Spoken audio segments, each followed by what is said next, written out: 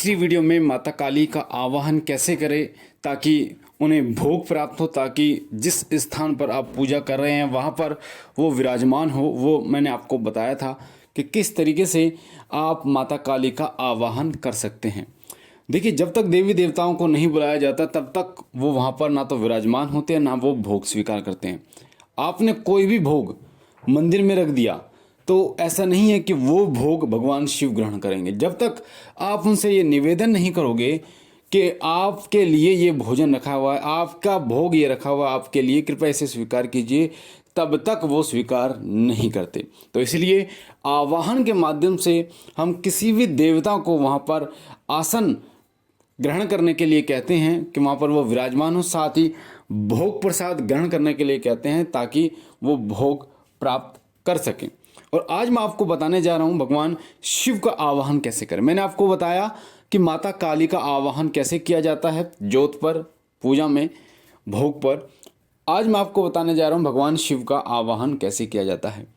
देखिए, जैसे अन्य देवी देवताओं की सवारी आती है, भैरव बाबा की आती है, माता काली की आती है, माता काली की योगिनियों की आती है, साथ ही जो लोक देवता हैं उनकी सवारी आती है, बाबा भोलेनाथ की सवारी नहीं आती। तो बाबा भोलेनाथ की सवारी नहीं आती, ऐसा नहीं है कि सवारी नहीं आती तो कार्य नहीं होते। बाबा भोलेनाथ की कृपा से, उनके आशीर्वाद से समस्त प्रकार के कार्य होते हैं। जो आप इच्छा रखते हैं उन तमाम इच्छाओं की पूर्ति बाबा भोलेनाथ अपने आशीर्वाद से करते हैं।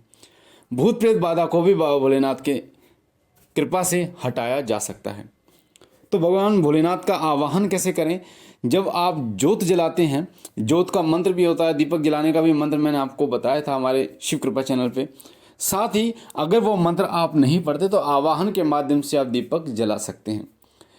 दीपक किसी भी देवता का एक का जलता है, ना कि सभी का। आपके घर में अगर 36 मूर्तियां हैं, 36 आपके घर में तस्वीरें हैं, तो ऐसा नहीं है कि वो जो दीपक आपने ऐसे ही लगा दिया और वो सभी भगवानों को चला गया, यानी सभी भगवान उसे स्वीकार करेंगे। जब भी आप दीपक जलाते हैं तो जिस देवता का आवाहन करते हैं वही उस दीपक में विराजमान होते हैं। आपने देखा होगा सिद्धपीठ स्थानों पर अखंड ज्योत जली होती है, वो उन्हीं की जली होती है जिनका स्थान होता है। तो उस अखंड ज्योत का इतना महत्व होता है कि वो स्थान पवित्र रहता है। उस स्थान पर प्रेत बाधाएं, भूत प्रेत, नकारात्मक शक्तियां कभी वास नहीं करती, ना ही वहाँ के लोगों को कष्ट पहुँचाती है। ऐसे ही आप नवरात्रों में देखते हैं माता की अखंड ज्योत जलाई जाती है, तो वो माता के नाम से जलाई जाती है, तो वहाँ पर माता रानी विराजमान होती है। जब जागरण होता है किसी भी देवी देवता का, वहाँ पर भी पूरी रात एक ज्योत जलती है जिसे अखंड ज्योत कहते हैं, और वहाँ पर भी जिस देवता का जागरण होता है वहाँ पर उनके नाम को आवाहन करते हुए उनका तब ज्योत जलाई जाती है, तो वो वहाँ पर विराजमान होते हैं। तो इसी प्रकार भगवान शिव की जब आप ज्योत जलाएं, दीपक जलाएं या उनकी पूजा करें, तो उस समय भगवान शिव का आवाहन करना बहुत जरूरी है ताकि भगवान शिव वहाँ पर विराजमान हो। आपके दीपक में, जो दीपक आपने जलाया है, आपने जो आसन लगाया है बाबा के लिए, वहाँ पर वो विराजमान हो। तो मैं आपको बता देता हूँ किस प्रकार से बाबा भोलेनाथ का आवाहन करना है।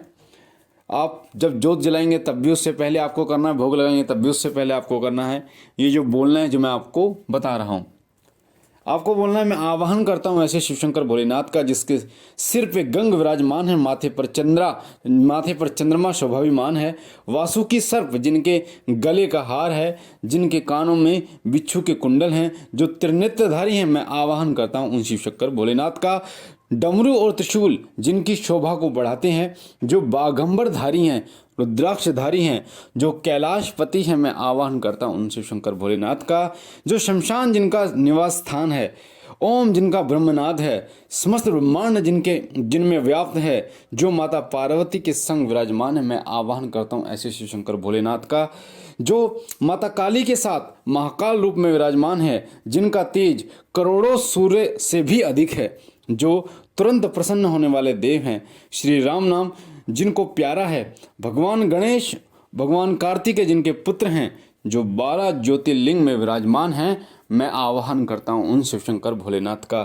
जो सोमनाथ कहे जाते हैं, जो मल्लिकार्जुन कहे जाते हैं, जो महाकालेश्वर रूप में विराजमान हैं, जो ओंकारेश्वर रूप में विराजमान है, जो वैद्यनाथ के रूप में विद्यमान है, जो भीमाशंकर के रूप में विराजमान है, जो रामेश्वर के रूप में विराजमान है, जो गणेश के रूप में विराजमान है, जो नागेश्वर रूप में विराजमान है, जो काशी विश्वनाथ रूप में विराजमान है, मैं आवाहन करता हूँ उन शिव शंकर भोलेनाथ का जो त्र्यंबकेश्वर केदारनाथ के रूप में विराजमान है। मैं आवाहन करता हूँ शिव शंकर भोलेनाथ का जो हलाहल विष को धारण करते हैं अपने कंठ में समस्त ब्रह्मांड की रक्षा के लिए। मैं आवाहन करता हूँ शिव शंकर भोलेनाथ का जो मेरे हृदय में विराजमान है, जो अपने भक्तों को अभयदान देने वाले हैं, जो अपने भक्तों को भव से पार करने वाले हैं, जो एक विनती मात्र से अपने भक्तों के पास चले आते हैं, जो अपने भक्तों की पुकार को सुनने वाले हैं। ऐसे शिव शंकर भोलेनाथ का मैं आवाहन करता हूँ जो निर्धन को माया, बांझन को पुत्र देते हैं और अंधों को नेत्र देने वाले देव हैं। मैं आवाहन करता हूँ ऐसे शिव शंकर भोलेनाथ का जो मेरे प्राण प्रिय हैं, जिनकी सेवा में सदा तत्पर रहता हूँ। मैं आवाहन करता हूँ ऐसे शिव शंकर भोलेनाथ का। इस तरीके से आपको उनका आवाहन करना होता है। मैंने आपको बताया, पिछली वीडियो में मैंने आपको बताया था कि किसी भी देवता को जब आप बुलाते हैं, आप आसन लगाते हैं उनके लिए। आपने देखा होगा आसन लगाया जाता है देवता का, तब वो वहाँ पर विराजमान होते हैं, कोई भी देवी देवता। उसके बाद में जब भोग दिया जाता है तब भी उनको आवाहन उनका किया जाता है, तो उनका वेशभूषा के द्वारा बुलाया जाता है। तो उनकी जो वेशभूषा होती है, उनकी जो महिमा होती है, जिनसे वो जुड़े होते हैं, उनके द्वारा उनका आवाहन किया जाता है। तो मैंने माता काली का आवाहन आपको बताया, भगवान शिव का आवाहन मैंने आपको बता दिया। आगे फिर मैं आपको बताऊंगा कि माता दुर्गा का आवाहन आपको कैसे करना, भगवान गणेश का आवाहन आपको कैसे करना, भगवान कार्तिकेय का आवाहन आपको कैसे करना है, भैरव बाबा का आवाहन आपको कैसे करना है, बालाजी महाराज का आवाहन, हनुमान जी महाराज का आपको आवाहन कैसे करना है, भगवान श्री राम का आवाहन आपको कैसे करना है, जिससे वो वहाँ पर विराजमान हो। तो ध्यान से सुनिएगा ताकि एक एक चीज़ आपको बारीकी समझ में आए। साथ साथ में आप हमारे चैनल से जुड़िए। वीडियो के नीचे जो लाल कलर का बटन है सब्सक्राइब का, उसे आप दबा दीजिए ताकि आप हमारे साथ जुड़ सकें। बेल आइकन को भी दबा दीजिए, घंटे के निशान को, ताकि इस तरीके की जो जानकारियाँ हैं वो हम आपको देते रहें। साथ ही लाइक कीजिए, शेयर कीजिए और बहनों और भाइयों तक, और लोगों तक ये जानकारी पहुँचे और लोग भी भगवान शिव का आवाहन कर पाएँ। जो भगवान शिव के उपासक हैं वो बाबा भोलेनाथ का आवाहन कर उनको वहाँ पर विराजमान कर सके। तो आवाहन एक ऐसा तरीका होता है जिसके माध्यम से आपकी पुकार आपके इष्ट देव तक बहुत जल्दी पहुँचती है। जिस प्रकार से आप किसी अतिथि को बुलाते हैं, उसका सम्मान करते हैं, तो वो भी आपका सम्मान करता है। उसी प्रकार से जब आप बाबा भोलेनाथ को रूप में बुलाते हैं, बाबा भोलेनाथ का आवाहन करते हैं, तो वो दौड़े दौड़े आते हैं। पर इस चीज़ का ध्यान रखना, जब भी आप किसी देवता को बुलाते हैं तो उनके लिए आसन जरूर रखना। जैसे पूजा में एक आसन हम लोग रखते हैं पूजा में, तो आसन जरूर होना चाहिए जहाँ पर वो विराजमान होंगे, तभी वो आएंगे। बाकी यही कहना चाहूँगा, आप पहली बार हो तो हमारे साथ जुड़ने के लिए लाइक कीजिए, सब्सक्राइब कीजिए। हम मिलते हैं एक नई जानकारी के साथ। उससे पहले बाबा भोलेनाथ आप पर कृपा करें, आपके घर और काम में बरकत दें, तमाम खुशियाँ आपकी झोली में डालें। हम मिलते हैं एक नई जानकारी के साथ, तब तक के लिए ओम नमः शिवाय, ओम नमः शिवाय, ओम नमः शिवाय।